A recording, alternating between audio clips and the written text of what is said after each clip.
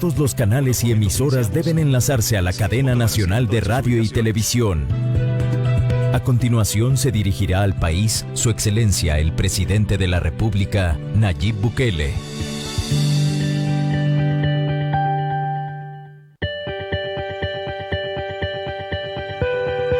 Transmite el Gobierno de El Salvador.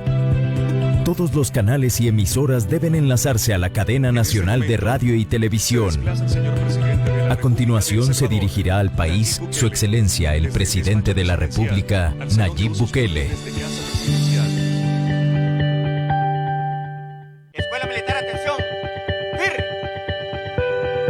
Transmite el Gobierno de El Salvador.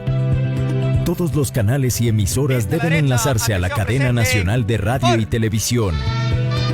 A continuación se dirigirá al país Su Excelencia el Presidente de la República, Nayib Bukele.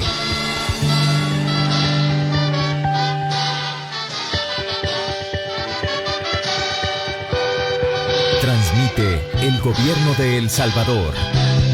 Todos los canales y emisoras deben enlazarse a la cadena nacional de radio y televisión. A continuación se dirigirá al país Su Excelencia el Presidente de la República, Nayib Bukele.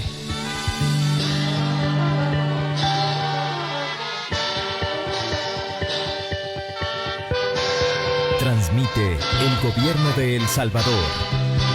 Todos los canales y emisoras deben enlazarse a la cadena nacional de radio y televisión. A continuación se dirigirá al país Su Excelencia el Presidente de la República, Nayib Bukele.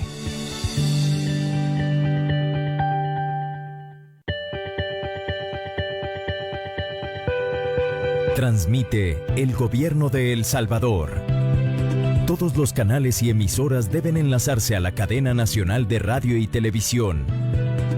A continuación se dirigirá al país Su Excelencia el Presidente de la República, Nayib Bukele.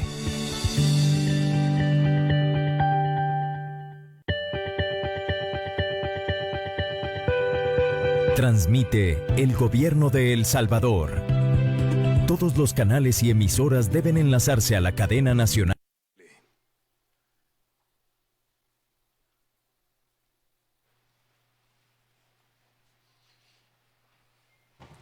Puede sentarse. Muchas gracias a todos. En este momento, escucharemos el mensaje a la nación del señor Presidente de la República de El Salvador, Nayib Bukele. Muchas gracias a todos por venir. Todo este gabinete de emergencia que hemos convocado, y gracias a todos los amigos que nos ven a través de la cadena nacional de radio y televisión, a través de las plataformas digitales o incluso que nos verán después en las noticias o en los videos que nosotros mismos pongamos en las redes. Quiero decir que, como todos ustedes saben, el año 2020 ha sido un año atípico, y no atípico para El Salvador, sino para el mundo. Hemos tenido un año, por la razón que sea, hemos tenido un año con maremotos, con terremotos, con erupciones volcánicas. Hace unos días el gobierno de Turquía nos estaba dando el pésame por la tragedia en Nejapa, que dejó nueve personas fallecidas, y luego casi inmediatamente tuvieron un terremoto que ha dejado cientos de fallecidos, por lo que nosotros también les damos el pésame. Pero es increíble cómo hemos tenido terremotos, maremotos, erupciones volcánicas, incendios forestales, ciclones, huracanes, plagas. Tuvimos la plaga de langosta que tuvimos en toda India, África, llegó hasta Sudamérica, incluso llegó a Guatemala. Gracias a Dios en El Salvador se controló. Tuvimos, ya hablando de nuestro país, tuvimos la tormenta Armanda, tuvimos la tormenta Cristóbal. Y ahora tenemos este huracán, que es el huracán más fuerte creo que es desde 2005. Que está golpeando directamente a Centroamérica, a diferencia de otros que solo han pasado, digamos, la influencia por Centroamérica. Este está golpeando directamente a Centroamérica.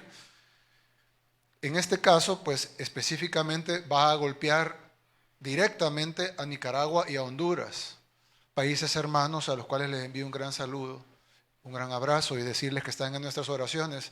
Honduras y Nicaragua, El Salvador, al igual que Guatemala, Costa Rica, Panamá, deberíamos de ser el mismo país. Así que lo que pasa en Honduras o lo que pasa en Nicaragua es como si nos pasara a nosotros. Lastimosamente es poco lo que podemos hacer por ellos porque no, pues cada uno de los países tiene su propio gobierno. Pero sepan que están en nuestras oraciones y que dependiendo de cómo pasemos nosotros esta emergencia, si primero Dios nos sobran recursos, vamos a ponerlos a la disposición de sus gobiernos y a la disposición de sus poblaciones. Ustedes saben que yo no tengo una buena relación con sus gobernantes, pero en momentos donde todos somos hermanos, pues lo mejor es ayudar a nuestros hermanos. Ahora El Salvador ya le ha pasado esto, pasó con el Mitch, que no nos golpea directamente el huracán, pero alrededor del huracán se forman precipitaciones altísimas de lluvia y ustedes saben que nuestro país es altamente vulnerable. Lo vimos hace poco con Nejapa, lo vimos hace relativamente poco con Cristóbal, lo vimos hace poco con Amanda, lo hemos visto en años anteriores. Casi siempre en la temporada lluviosa tenemos deslaves, tenemos inundaciones, tenemos quebradas que se desbordan, ríos que se desbordan. Siempre están los lugares de siempre, como el Bajo Lempa, por ejemplo, y están los lugares que de repente aparecen un problema. Así que, como lo he dicho varias veces, y se lo dije al equipo, esperemos lo mejor, pero preparémonos para lo peor. Incluso ayer, cuando hablábamos con el ministro Durán y hablábamos también con la gente de Protección Civil, yo les decía, hay que declarar ya alerta roja. Alguien nos puede llamar alarmistas, otros dicen que la declaramos muy tarde, no sé por qué dicen tarde, hasta ahorita, gracias a Dios, todavía no está lloviendo. Está declarada a tiempo, incluso algunos dicen que la estamos declarando con demasiada antelación, que deberíamos de estar en alerta naranja. Pero yo prefiero que nos acusen de alarmistas y que Dios quiera, porque todos estamos orando porque no pase nada, o que pase algo pequeño, es decir, que no hayan vidas humanas que lamentar, tal vez se caigan unos árboles, etc. Si eso llegara a pasar, que fuera el mejor escenario posible, estamos hablando de un huracán categoría 4, que está así de ser categoría 5, tal vez no llegue a categoría 5, pero no es lo mismo un huracán categoría 4 bajo que un huracán categoría 4 que está rozando el categoría 5, que es la máxima categoría para un huracán. No hay más que 5. Y eso es lo que tenemos enfrente, ahí a la par. Por lo tanto, creo que declarar alerta roja es lo menos que podemos hacer. También íbamos a declarar emergencia nacional, como dice la Ley de Protección Civil, que le da la facultad al presidente de la República para declarar emergencia nacional, pero ya lo hicimos para el COVID, ya lo hicimos para la tormenta Amanda, ya lo hicimos para la tormenta Cristóbal y siempre son declaradas inconstitucionales. Y luego entran a debate a la Asamblea Legislativa y luego de 2 o 3 semanas de debate lo que hacen es emitir una ley que en lugar de darnos facultades nos quitan facultades y le llaman ley de emergencia. Entonces, para ir a ese pleito no vale la pena. Mejor nos quedamos con las herramientas que tenemos y no vamos a la Asamblea, que lo único que van a hacer es debatir 2 o 3 semanas, va a haber pasado el huracán y cuando nos den una ley ya va a servir de poco, pero además nos van a restringir las facultades que ya tenemos. Entonces no vamos a declarar emergencia para que sea declarada inconstitucional, aunque la ley claramente lo faculta, y tampoco la vamos a pedir a la Asamblea porque no va a servir de nada, sino que vamos a trabajar así como hemos estado trabajando. Y nos hemos estado preparando bastante. Quiero decir que para los afectados de las tormentas anteriores, tanto la tormenta Amanda como Cristóbal, como los afectados en las lluvias que afectaron Nejapa, y ahí se perdieron 135 viviendas. Bueno, no se perdieron, pero 135 viviendas o se perdieron o quedaron bastante dañadas. Evidentemente esas viviendas se pudieran reconstruir, pero si quedaron ya dañadas una vez, no queremos esperar a la próxima lluvia para que se queden dañadas en su totalidad. Así que hay que trasladar a las 135 personas.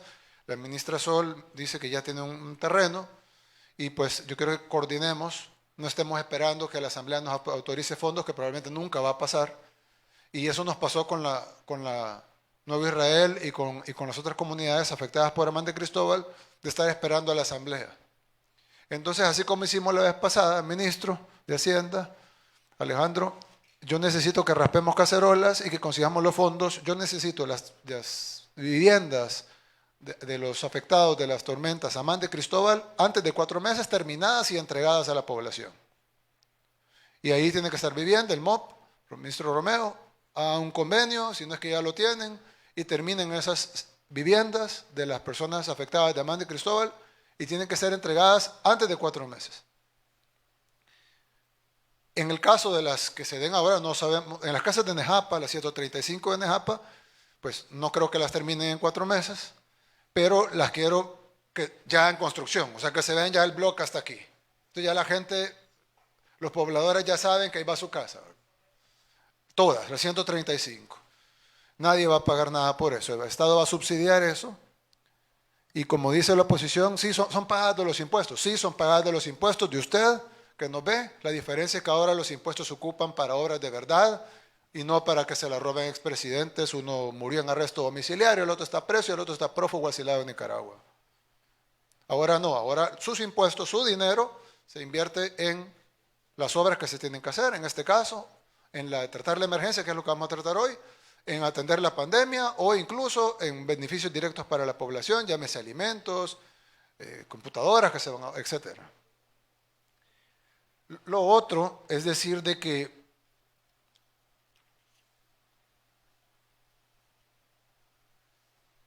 si comparamos ETA con Katrina, que básicamente destruyó Nueva Orleans, Katrina era un huracán categoría 4.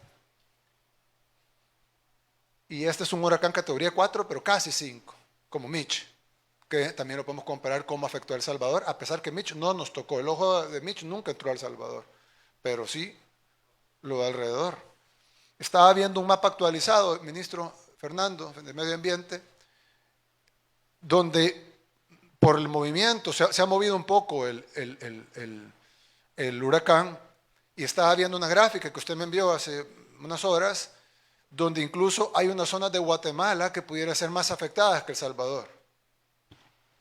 Sí, presidente. Ahora bien, esa gráfica, como usted bien lo dijo, indica la trayectoria del huracán. Sin embargo, siempre hay precipitaciones, siempre hay lluvias asociadas a eso. Por lo tanto, es mejor prevenir que lamentar. Sí vamos a tener lluvia 2 días por lo menos, lluvia tipo temporal. Así que todos los esfuerzos valen la pena, porque esto se trata de salvar vidas, presidente. Gracias. Y a eso me refería, en el sentido de que, bueno, hay que alertar al presidente Yamatei de Guatemala para que ellos tomen sus precauciones, si es que no ya las están tomando, porque de acuerdo a la gráfica, el color era más intenso, incluso en la zona sureste de Guatemala que en la zona norte de El Salvador. La otra zona que va a ser, de acuerdo a los gráficos, que va a ser afectada es la zona oriental, aunque evidentemente nuestro país es tan pequeño que puede que afecte todo el territorio. Y hay que hacer, entiendo que ya se hicieron evacuaciones preventivas, pero son muy pequeñas. Yo necesito que hagamos más evacuaciones preventivas. Yo prefiero un poquito de gente molesta porque la evacuamos obligatoriamente y no gente llorando a sus familiares porque no los evacuamos obligatoriamente. Sí, presidente. En este momento nosotros de hecho nos encontramos junto con la Fuerza Armada y la Policía Nacional Civil en la ejecución del plan de albergue preventivo y se está hablando con la ciudadanía precisamente para concientizar la situación que se está viviendo. Gracias. Director, yo necesito, director Arias, yo necesito que, bueno, ya de por sí usted ya dio la orden para concentrar, eso es parte del plan que se va a presentar ahorita para que la población lo conozca. Muchas veces nombramos las acciones, pero no las estructuramos en un plan, es decir, no mostramos el plan estructurado. Y esta es una de las acciones, que es concentrar a todo el cuerpo policial para que tengamos más elementos, para no descuidar el plan control territorial, que por cierto ayer lo felicito, tuvimos un día con 0 homicidios, otro día con 0 homicidios. No descuidar el plan control territorial, pero sí sabemos que vamos a necesitar policías para cuidar albergues, para las evacuaciones, para la ayuda a los cuerpos de socorro, etcétera. Así que, si me pudiera. Sí, señor presidente, desde el día de ayer, conjuntamente con el señor presidente de la Comisión de Protección Civil, el señor ministro de Gobernación, Mario Durán, y el señor ministro de la Defensa, Nosotros concentramos los 23,000 policías nacional civil. Estamos en todo el territorio nacional. En estos momentos estamos ya garantizando la seguridad de algunos centros de albergues, garantizando la seguridad también de las viviendas que han quedado solas, de la familia. Es decir, estamos patrullando todos esos lugares y como usted nos ordenó, lo primordial en esto es salvaguardar las vidas, pero también el plan de seguridad tiene que ir acompañado en todo este esfuerzo. Muchas gracias. Gracias. Sí, hay que, a la gente que se va a albergar, ya sea voluntariamente u obligatoriamente, tenemos que garantizarle sus pertenencias y sus viviendas, porque mucha gente no quiere abandonar su casa a pesar del riesgo porque tiene miedo que le roben sus cosas. Y hay que entender que mucha de esta gente es de escasos recursos y esas cosas han sido logradas con años de esfuerzo. Entonces necesitamos darle la garantía de que sus cosas van a estar cuidadas por nosotros. Es correcto, en eso estamos también. El día de, ayer en la noche y parte de la madrugada estuvimos en la zona del Bajo Lempa. Ahí estuvimos evacuando preventivamente algunas familias. Este día hemos estado en La Unión, prácticamente todo lo que es la Montañona y toda esa parte de La Unión. Es decir, señor presidente, estamos con el apoyo de la Fuerza Armada activados al 100% como institución policial. Gracias, director. También necesitamos, director Osiris Luna, centros penales. La verdad es que los reos en fase de confianza, los presos, hicieron un excelente trabajo en el tema de Nejapa. Nosotros lo vimos a la par de la Cruz Roja, a la par de comandos de salvamento, a la par de camilleros del Salvador, a la par de la Cruz Verde, a quien me envío un gran saludo. Y quiero que hagamos una partida, ministro Zelaya, para apoyar a todos estos que muchas veces son los primeros en llegar. Es increíble cómo, y muchos trabajan por nada. Yo estaba viendo incluso un reportaje de uno de los, creo que es de camilleros, o no me acuerdo, uno de los 4 que decía, me descuentan el día, me descuentan el séptimo por venir a ayudar, pero yo vengo y no me pagan nada aquí, pero yo vengo por el amor a mi pueblo. Yo creo que deben de ser reconocidos. Evidentemente nuestros bomberos, evidentemente Protección Civil, nuestra Fuerza Armada, nuestra policía, los reos en fase de confianza, nuestros doctores, nuestras enfermeras, todo el Ministerio de Salud, etcétera, Bienestar Social, están trabajando en los albergues, en los lugares, pero hay que hacer el reconocimiento a los voluntarios, a Cruz Roja, a Cruz Verde, a Comando de Salvamento, Camilleros del Salvador. Entonces hay que coordinar con ellos, pero también hay que apoyarlos, porque entiendo que tienen problemas financieros, nosotros también, pero ellos tienen más problemas financieros que nosotros, así que creo que podemos ayudarlos un poquito. Y necesito que pongamos a la disposición el máximo, no sé cuánto es el máximo que podemos poner, pero... Sí, buenas tardes, presidente. ¿sí? Cumpliendo evidentemente sus órdenes, incluso ya desde hace unas semanas, con el ministro Mario Durán como presidente de la Comisión de Protección Civil, hemos hecho muchas obras de mitigación que incluso este día hemos llegado a sacar incluso diario 2,000 privados de libertad. ¿Cuántos? 2,000. 2,000. 2,000. Pudiéramos llegar incluso quizás a unos 4,000, quizás un poco, que están en fase de confianza, pero son internos que tienen ya conocimientos en este tipo de obras, se han capacitado en cada uno de los penales, en diferentes obras que pudieran llegar a hacer en ese momento, y creo que están en la total disposición. La verdad es de que lo de Nejapa nos impresionó a todos, porque la gente incluso les llegó a reconocer con comida, con palabras, incluso familiares de las personas que estaban ahí, y fue muy bueno ver cómo todos unidos, rompiendo estigmas, con un gran plan de trabajo que se está haciendo, liderado por usted, por el ministro y todas las personas aquí, ellos pueden colaborar, y nos lo decían incluso, perdón, tomar este tiempo para decirlo, pero nos decían ellos, qué orgulloso se siente uno de poder resarcir este daño, y por favor sáquennos más a hacer este tipo de obras. Increíble, y para nosotros es muy gratificante estar apoyar en este. Gracias. Bueno, yo creo que si ellos quieren resarcir el daño que le hicieron a la sociedad en su momento, pues esta es la oportunidad de hacerlo, ¿verdad? Y hacerlo, y empecemos ya. Todas, no sabemos en los lugares precisos donde va a impactar porque no tenemos una bola de cristal, pero sí sabemos los obvios. Es decir, sabemos que va a afectar muy probablemente el Bajo Lempa, sabemos que va a afectar muy probablemente el Golfo de Fonseca, sabemos que va a afectar, conocemos incluso las comunidades de San Salvador que siempre son afectadas por las crecidas de quebradas, a veces ni siquiera por un huracán, ya no sé, por un pequeño temporal, ya no se diga por un huracán categoría 4 rozando categoría 5. Bien, lo siguiente, antes de continuar, es de que quiero decir, y esto lo va a presentar el comisionado Luis Rodríguez, que es la estructura del plan. Tratemos de resumirlo, ¿verdad? No las 200 páginas, sino un pequeño resumen para la población y para el equipo que está acá. Que está en el plan porque lo vimos ayer, que no solo está activada esta comisión, que es la Comisión Nacional de Protección Civil, sino que se han activado las 14 comisiones departamentales de protección civil y se han activado, o se ha dicho que se tienen que activar las 262 comisiones de protección civil a nivel de todos los municipios. Ahí la preside el alcalde, pero está Fuerza Armada, que es del Ejecutivo, está la Policía, que es del Ejecutivo, está Educación, que es del Ejecutivo, pero que muchas escuelas son albergues, está Salud, que es del Ejecutivo, y luego está también la comunidad, y van las ADESCOS, las iglesias, etcétera, y todos los que participan en las comisiones municipales de protección civil. Pero quien la preside es el alcalde en cada municipio. En cada departamento es el gobernador o el que hace sus veces, y la nacional es el ministro de Gobernación. Eso se va a activar. La nacional, las 14 departamentales y las 262 municipales, para que no haya pretexto de que aquí no hubo o aquí no hubo, y para que no digan de que no hay dinero.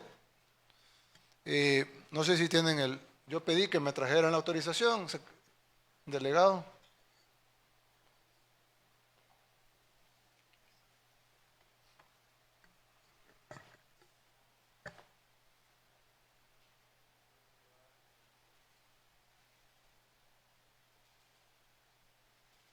Aquí, ministro Zelaya, le estoy enviando la orden para que transfiera a carácter inmediato 75 millones de dólares a las 262 alcaldías del país, de acuerdo a la distribución FODES. Es decir, son 75 millones de dólares del fondo BID, que se van a distribuir de la forma como se distribuye el FODES, en el cálculo del FODES. Eso equivale, bueno, son 75 millones de dólares.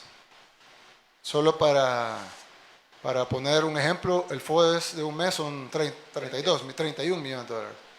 Son 75 millones de dólares, de un solo, en efectivo prácticamente, es decir, va a ir a las cuentas, ¿verdad? No en efectivo, pero es cash, pues lo pueden usar inmediatamente y no hay restricción en su uso, a diferencia del FODES que tiene restricciones. Este dinero va directamente.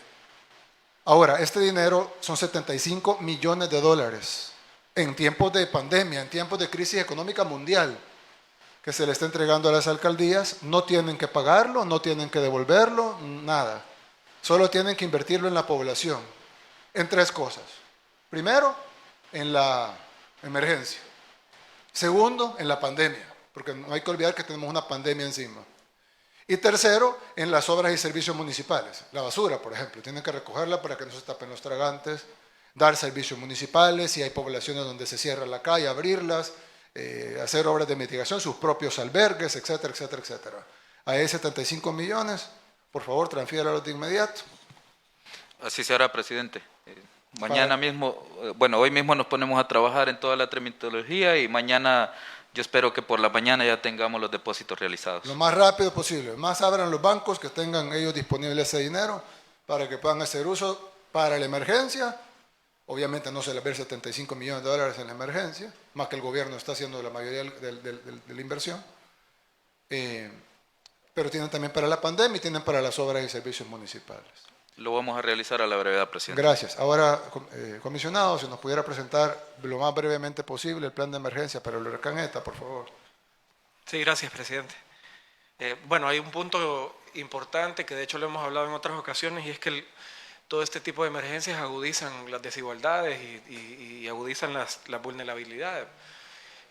cae una tormenta, alguien pierde una casa, se entra a otro círculo o a otro nivel de pobreza que hay que tratarlo, etcétera, etcétera, y por lo tanto históricamente ha sido una realidad con la que también hay que ir luchando, no solo en tormentas, sino en pandemias, sino también digamos, en el día a día de este país.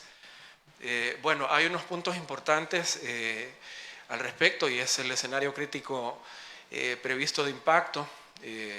Hay aproximadamente 1.358 lugares de posible inundación, un poquito más de 1.400 lugares con posible deslizamiento. Usted lo bien mencionaba, pues hasta que se dé, pues vamos a saber, pero el objetivo de esto es la anticipación absoluta en todo.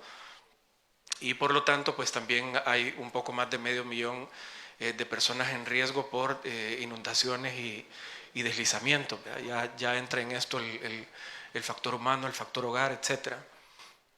Aquí tenemos un mapa pues bastante resumido sobre las zonas propensas a inundaciones pegadas con el sistema de ríos. Aquí tenemos las 1.358 puntos potenciales de inundación. Las zonas propensas también a deslizamientos, ¿verdad? Que evidentemente se pone una sobre la otra y van amarradas. Pues por lo tanto, se tiene que tomar en cuenta también el tema de los deslizamientos, y casi que llegamos a los 1.500 puntos potenciales a nivel nacional. Y eso evidentemente pega con las zonas de pobreza, desde los altos niveles de pobreza multidimensional, así como también otras zonas que quizás se la pasan un poco mejor, pero que igual pueden ser afectadas. Esas tres cosas se están considerando como base de trabajo, presidente, para poder evidentemente tocar esto sobre todo, que tiene que ver con la desigualdad. Si logramos anticiparnos, tocamos esos puntos.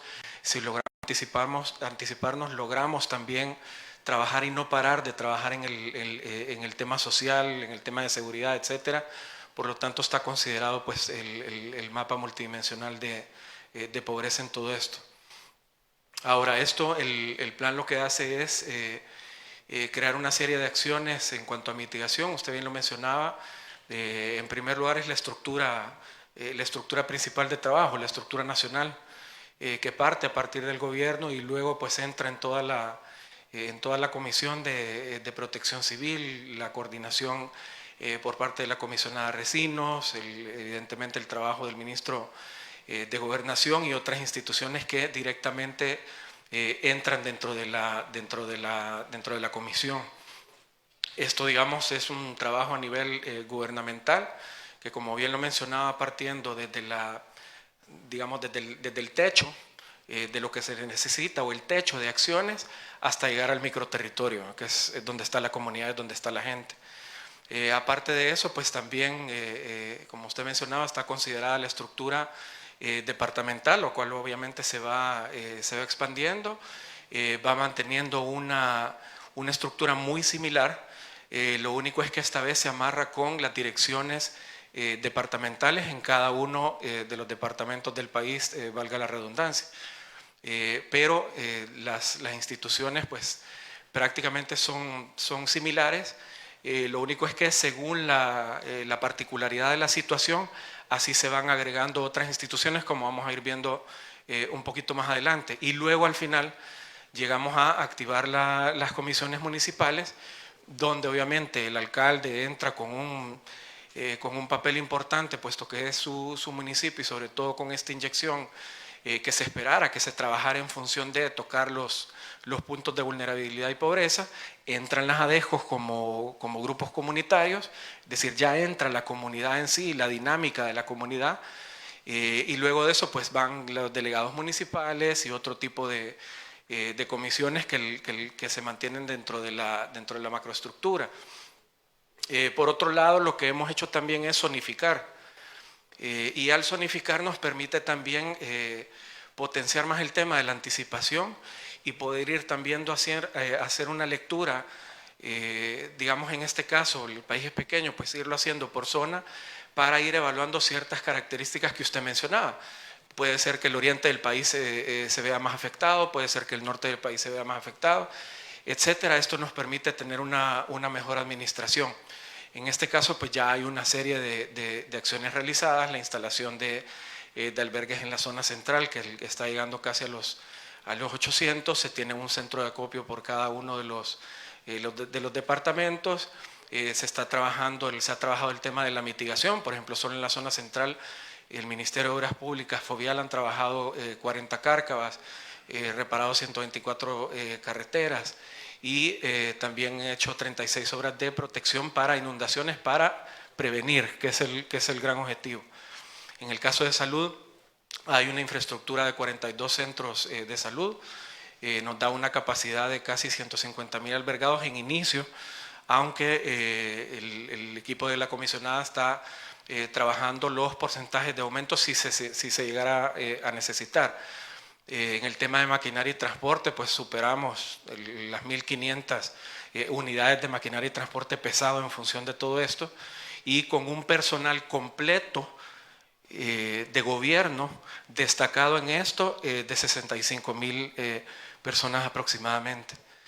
En la zona occidental es un poco más pequeño, obviamente, encontramos 3 centros de acopio, 159 albergues, un poquito más de 16.000 personas de gobierno destacadas en función de maquinaria y transporte 603, con una capacidad aproximada de casi 30.000 albergados, 10 centros de salud puestos a disposición de cualquier emergencia que se dé específicamente para esto.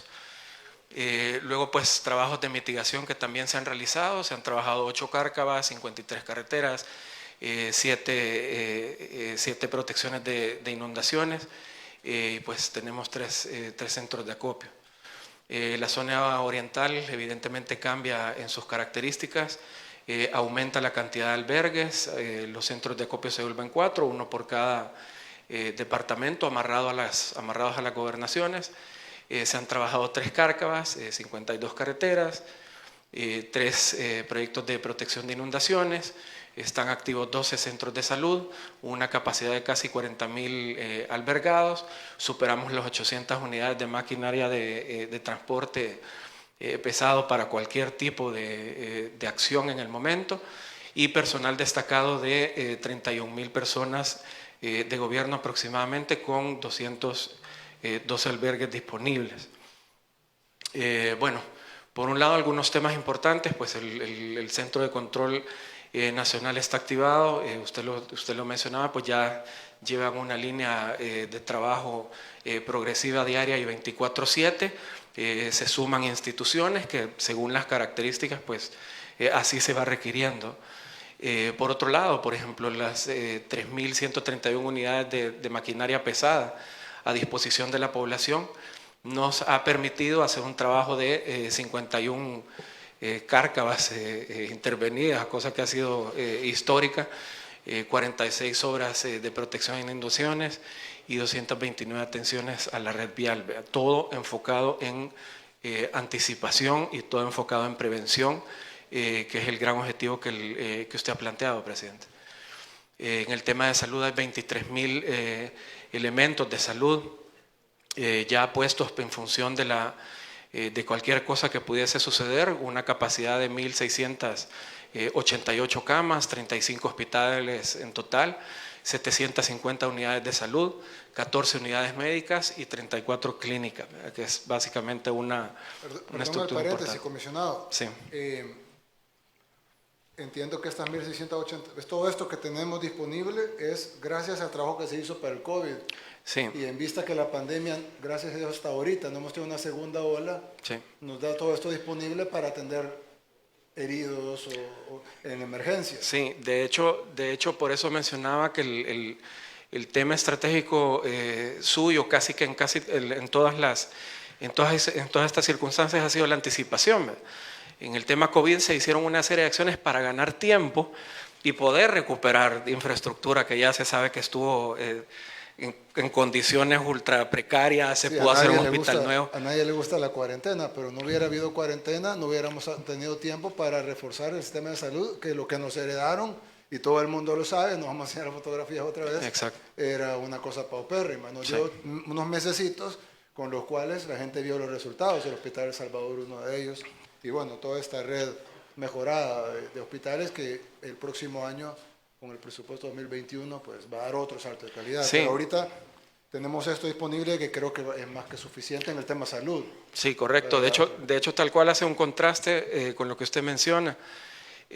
Porque, por ejemplo, en el caso de COVID, tocó hacer una serie de trabajos o decisiones para ganar tiempo, para poder recuperar el sistema de salud, digámoslo en general, no solo camas, equipamiento, capacitación de médicos, hospital nuevo, etcétera, etcétera, que se sabe.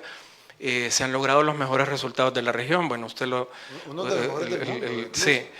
Y por otro lado, en este caso, El Salvador está ubicado entre los 5 países con peores niveles de vulnerabilidad ante catástrofes. Evidentemente tenemos que anticipar, pero para futuro también se tiene que ir creando una serie de acciones enfocadas en infraestructura, mitigaciones permanentes, vivienda, etcétera, para ir también cambiando esa variable e irla pasando los mismos resultados que se lograron con el COVID, ¿verdad? Que eso es uno de los objetivos principales. Bueno, se han habilitado, se tienen mapeados 1.152 albergues con capacidad superando las 200.000 personas y que cada albergue pues tenga una especie de kit, ¿verdad? En temas alimentarios, paquetes medicinales que ha preparado el Ministerio de Salud, atención a la primera infancia, jornadas de salud, atención psicológica a las personas. Evidentemente, solo el hecho, bueno, nosotros lo vimos con las tormentas anteriores, solo el hecho de que alguien lo pierda todo, o una madre de familia, o ver un pequeño que lo perdió todo, eso impacta mucho. Hay que hacer todo un trabajo social alrededor de esto, y por lo tanto los albergues, lo que sea en el momento con el albergue o la sostenibilidad con la que se trabaja en el albergue, juega un papel muy importante para el desarrollo comunitario y la salud mental de la comunidad. Por otro lado, bueno, entre otras cosas de instituciones que mencionábamos como ejemplo, bueno, se tiene también un tema de agua que es súper importante. Evidentemente una inundación termina afectando el sistema de agua en general. En algunos casos contamina pozos, en otros casos pues termina cerrando accesos, etcétera.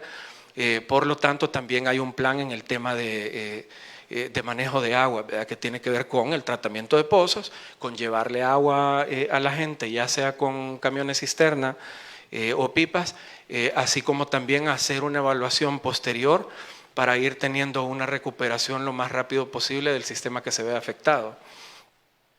Por otro lado, como ejemplo, lo que se mencionaba es a través de la comisionada de gabinete y del ministro de Gobernación, se han ido levantando una serie de censos por sectores, en este caso es Bajo Lempa, por ejemplo, donde actualmente se han censado 1.010 familias en condiciones de alta vulnerabilidad que están ya a disposición de mover.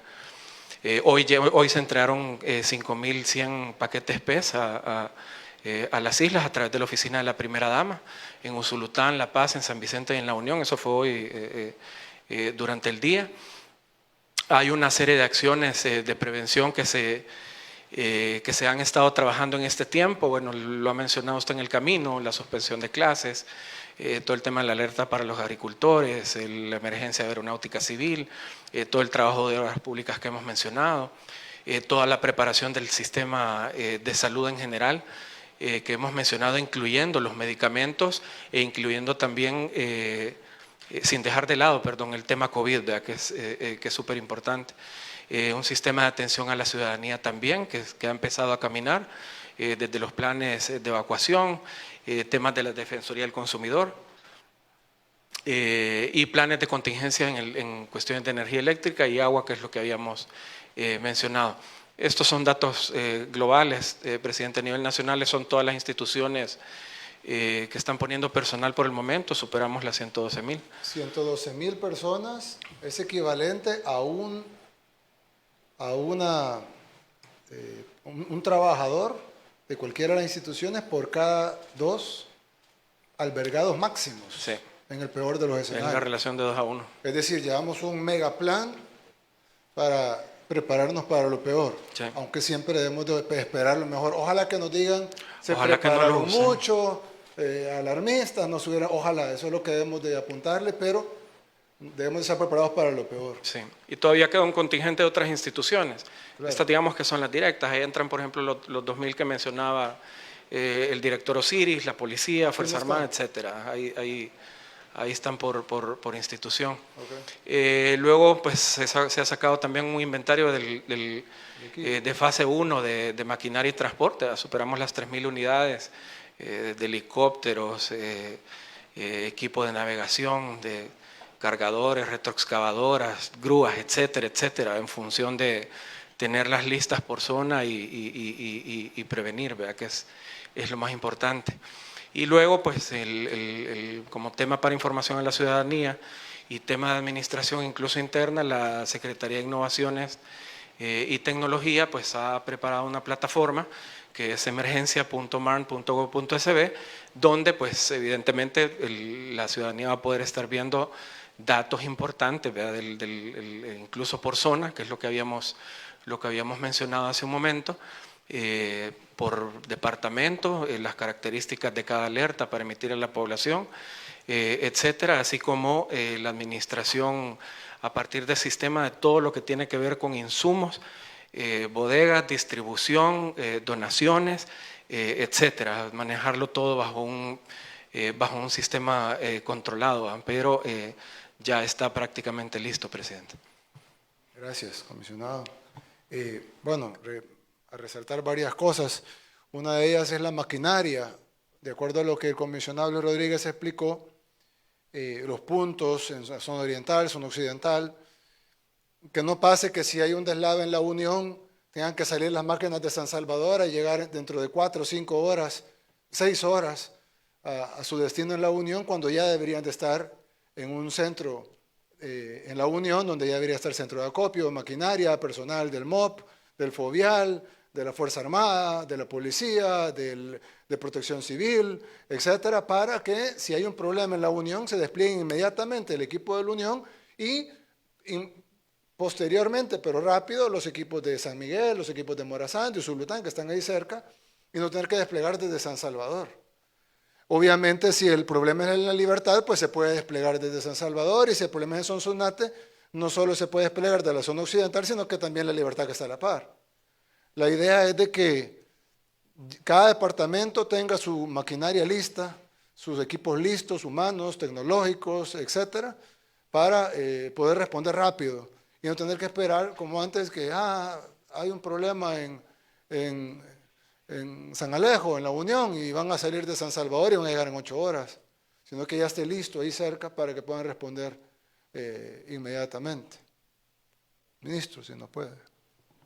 Sí, de acuerdo, presidente. De hecho, como Ministerio de Obras Públicas, hemos incorporado en la Comisión Técnica Sectorial de Infraestructura y Servicios Básicos, la cual estamos dirigiendo junto con Protección Civil, diferentes equipos de parte de diferentes instituciones, incluso la empresa privada se ha sumado a prestarnos maquinaria y equipo para que podamos dar abasto con esta emergencia a nivel nacional. Ahorita tenemos desplegada toda nuestra maquinaria y nuestro equipo en todo el territorio, tanto en el occidente, en la zona central, paracentral y oriental, para poder atender toda esta emergencia. Son más de 2.000 trabajadores que van a estar en diferentes carreteras para poderlas intervenir. Hemos colocado sedes en cada uno de los departamentos donde tenemos acopiada la maquinaria para poder realizar las intervenciones de manera inmediata. La idea es darle una respuesta a la población en el momento en la cual se brinde la emergencia. De hecho, por los recientes vientos, por ejemplo, tuvimos 2 árboles caídos y ya se intervinieron en un promedio de cerca de 20 minutos aproximadamente, y eso fue en el oriente del país. Entonces, ya tenemos nuestros equipos que ya están a disposición para poder atender la emergencia. Sí, y he visto también que han estado arreglando ríos y que han estado arreglando quebradas, incluso el comisionado pues ya explicó un poquito de eso, de todo lo que se ha hecho de mitigación en esta preparación, pero si en 20 minutos se resolvieron 2 árboles, eso pasa porque eran 2 árboles. Cuando tengamos 700 árboles,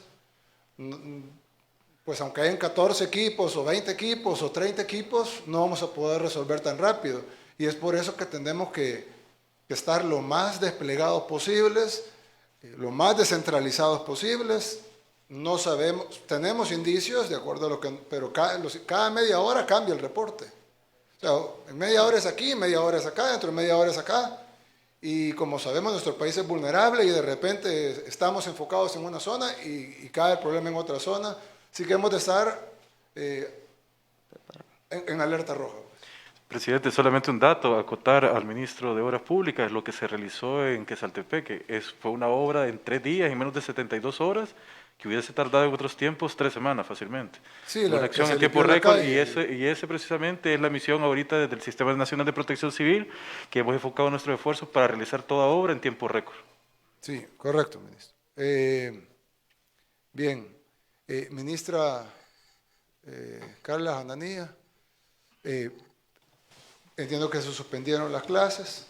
Sí, presidente, se suspendieron las clases y en este momento estamos acompañando a Protección Civil y a todas las instituciones que estamos trabajando en la emergencia para verificar los centros educativos que vamos a habilitar como albergues y poderles ofrecer a la población las mejores de las condiciones, ¿verdad? Que los niños en esos centros educativos y sus familias se sientan seguros y puedan ser atendidos desde el punto de vista psicoemocional, además de recibir sus alimentos y la atención médica. Estamos teniendo una efectiva coordinación con salud y con todas las instituciones que forman parte de la Comisión Nacional de Protección Civil. Como educación, nuestras responsabilidades son prácticamente verificar que los centros educativos tengan las condiciones, ¿verdad? Y usted sabe que nuestros centros educativos, la mayoría los hemos encontrado en condiciones bastante deplorables.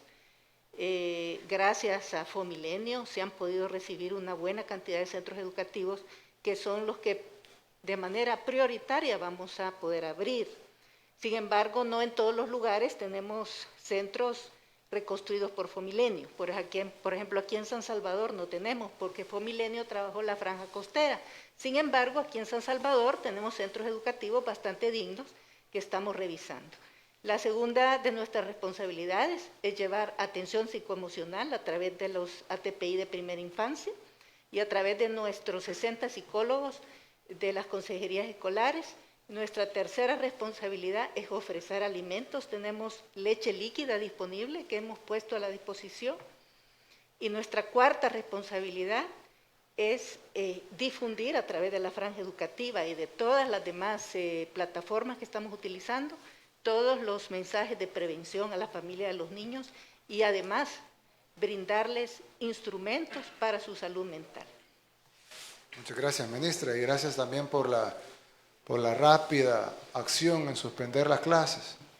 Que si bien algunos criticaron de que por qué se suspendían clases virtuales, es un desconocimiento de la realidad de nuestro pueblo. Hay cortes de energía, gente que iba a perder el internet. Hay muchachos que tienen lastimosamente que subirse al techo de la casa para agarrar señal o subirse a un árbol para agarrar señal del celular para poder conectarse a las clases virtuales y pues obviamente en una tormenta o un huracán no van a poder estarse subiendo al techo de la casa. Ya no se diga si se caen antenas de servicio, si se caen postes de fibra óptica. Si incluso las clases en televisión se puede ir la electricidad y pues no va a poder ni siquiera recibir las clases en televisión. Incluso emitirlas para los maestros, los propios docentes también, muchos viven en condiciones de vulnerabilidad. Entonces tomaron la decisión correcta en el momento correcto, fue valiente, hubo un par de personas que la criticaron, pero como ustedes saben, siempre hay que hacer lo correcto y al final las cosas caen por su propio peso. Lo que pasa, presidente, es que es bien fácil juzgar desde la propia cómoda realidad que muchos tenemos el privilegio de tener y no vemos más allá de ese círculo de comodidad que tenemos. Pero nosotros como ministerio tenemos que pensar en todos y sabemos las condiciones de todos. Gracias, ministra. Bien, yo no les quiero quitar más tiempo. Sé que tienen que cada uno ver sus áreas. Ministro de la Defensa también. Necesitamos, como siempre, la Fuerza Armada para que esté ahí, no solo brindando seguridad y sosteniendo el plan de control territorial, el Comando de Ingenieros. Necesitamos que estén también en las obras de mitigación o en las obras de prevención. Necesitamos también, al igual que la Policía Nacional Civil, son instituciones, son estructuras grandes, con muchos elementos que pueden ayudar en todas estas áreas y pues para todo lo que sea, ¿no? Seguridad de albergues, entregar alimentos, movilizar a la población, llevar a los albergados, movilizar a los albergados, el comando de ingenieros, la fuerza naval para llevar ayuda a las islas, etc. Bien, lo otro es de que yo siento que nosotros nos hemos preguntado muchas veces lo que está pasando en el mundo no es algo que solamente le esté pasando a El Salvador, valga la redundancia. La pandemia, la caída de los mercados internacionales, las economías mundiales, que las potencias más grandes del mundo han caído, incluso ahorita, Alemania, Francia, Reino Unido, España, Portugal están en confinamiento, es decir, están en cuarentena otra vez. Y sus economías ya golpeadas van a ser golpeadas de nuevo por otro confinamiento. Nosotros, gracias a Dios, hasta ahorita se ha logrado mantener la curva. Una de las razones pues, es el meganexo de las escuelas, que no tenemos abierto, ellos sí lo abrieron y eso generó. Pero nos ha tocado un año difícil al mundo, por todo lo que hablamos hace un rato. Y bueno, en el caso de esa tormenta, pues nos ha tocado difícil a Honduras, Nicaragua principalmente, pero también nos ha tocado la cola a El Salvador y posiblemente Guatemala. Y a veces nos vamos a preguntar por qué nos tocó a nosotros, es decir, el año más difícil para el mundo en los últimos 100 años, bueno, en temas de pandemia y catástrofes naturales, no vamos a tomar en cuenta las guerras mundiales, ¿por qué nos vino a tocar a nosotros? Y no le tocó al gobierno anterior o a algún gobierno posterior. Pero yo creo que debemos de verlo al revés. Uno de los años más difíciles para el mundo, la pandemia es la peor pandemia en 100 años, desde la gripe española en 1918. La peor pandemia en 100 años, desastres naturales que no han tenido. En el caso de esta tormenta, es la tormenta más fuerte en 15 años. En caso de los maremotos, terremotos, erupciones volcánicas de volcanes que habían estado inactivos durante 200, 300 años. La caída de los mercados es la caída de los mercados más grande que se tuvo en muchísimo tiempo. En un momento fue hasta la caída más grande desde la Gran Depresión. Ahorita, gracias a Dios, algunas economías se han recuperado, otras siguen cayendo. Así que yo creo que más bien veámoslos como que Dios nos puso en el momento que el mundo iba a ser afectado y Dios nos puso en El Salvador precisamente para que nosotros hiciéramos que El Salvador sea lo menos afectado posible de un problema mundial. Pero si la pandemia es mundial, que El Salvador tenga uno de los mejores resultados del mundo en el tema de la pandemia. Si la tormenta va a afectar a Centroamérica, que El Salvador sea el menos afectado por la tormenta, por el huracán categoría 4, perdón. Entonces, así como lo demostramos en salud, así como lo hemos demostrado en seguridad, demostrémoslo también ahora, de que no nos pase lo que nos pasó con el Mitch, no nos pase lo que nos pasó en otras ocasiones, aquellas tormentas que eran de números, no me recuerdo los números de las tormentas que dejaron un saldo gravísimo. Que no pase eso y que la población sepa que tiene un gobierno que no solo trabaja 24/7, ya lo saben. Yo creo que eso está de más decirlo, sino de que los resultados van a ser así. Y primero Dios, la tormenta se disipe y nos hayamos sobrepreparado. Pero si no pasa y nos golpea, pues para eso está este gobierno con más de 100,000 personas listos para ayudar a todos los salvadoreños y pues primero Dios no tengamos víctimas que lamentar. Lo material se repone, las vidas humanas no se puede reponer. Y eso es un llamado también a la población a seguir las medidas.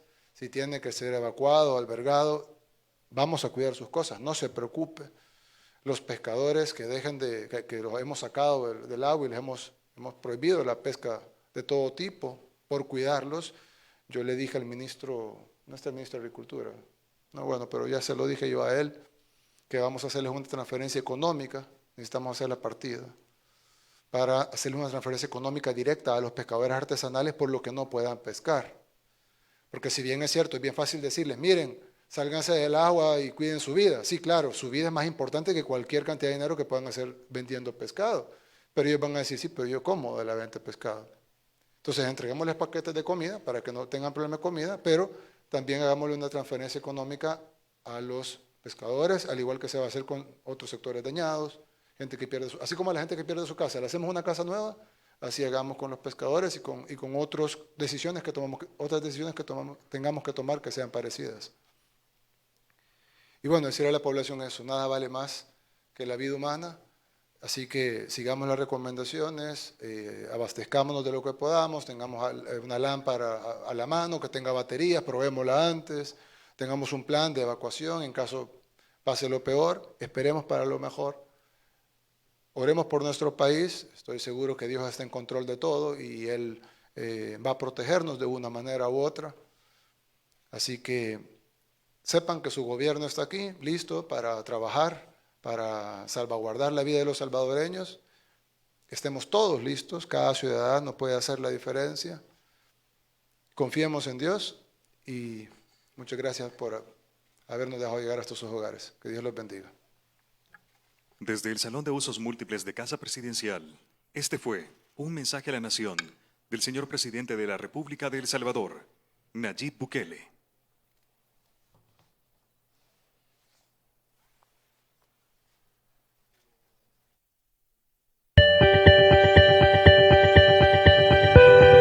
Transmitió el Gobierno de El Salvador. Agradecemos a los medios de comunicación por enlazarse a la cadena nacional de radio y televisión.